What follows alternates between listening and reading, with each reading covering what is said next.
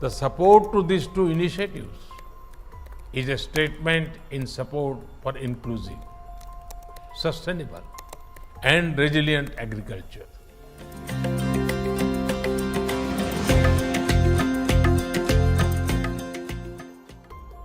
दिल्ली इस वक्त जो है दुल्हन की तरह सज चुकी है। आप देख रहे होंगे हमारे पीछे किस प्रकार से विजुअल चल रहा है।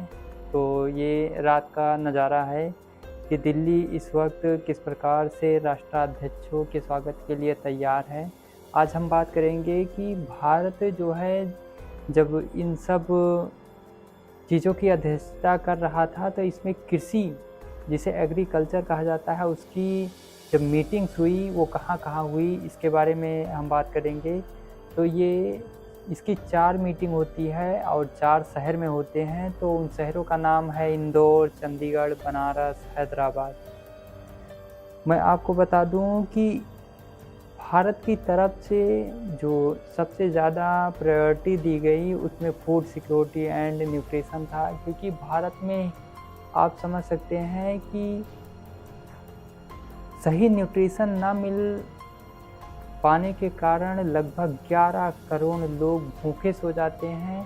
या तो वो एक टाइम खाना खाते हैं या उनको एक टाइम खाना नहीं मिलता है।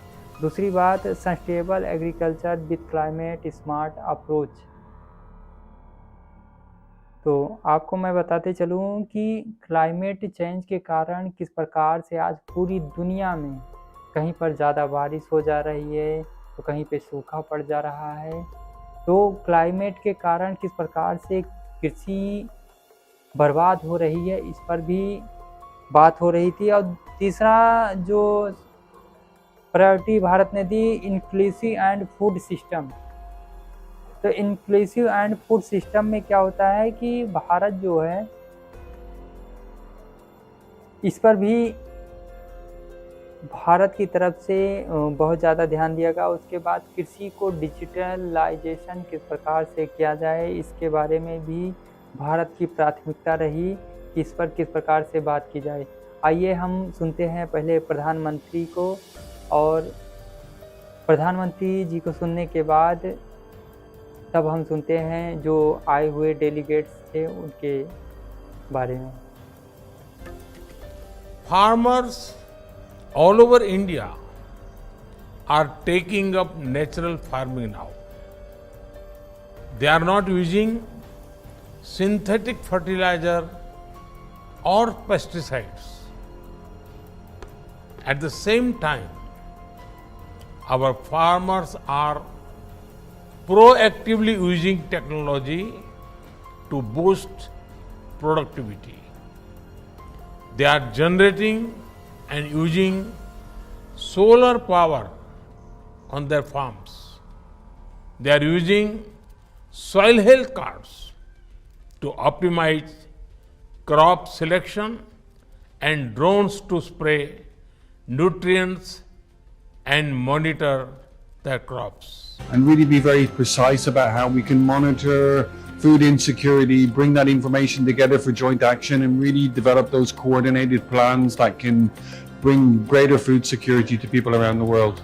Another point is also how we can continue to promote the transformation of the global food systems in order to make them more sustainable. And I think that Indian presidency is very